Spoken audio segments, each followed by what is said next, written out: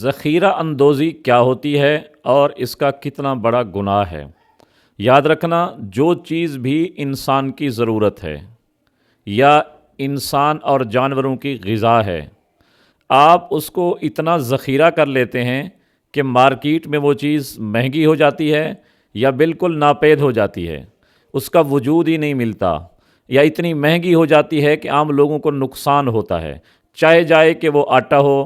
چینی ہو، گندم ہو، پٹرول ہو، لوہا ہو، جو چیز بھی ہو، کھال ہو، اگر آپ کو اس کو سٹاک کر کے امت کے لیے مشکلات پیدا کر رہے ہیں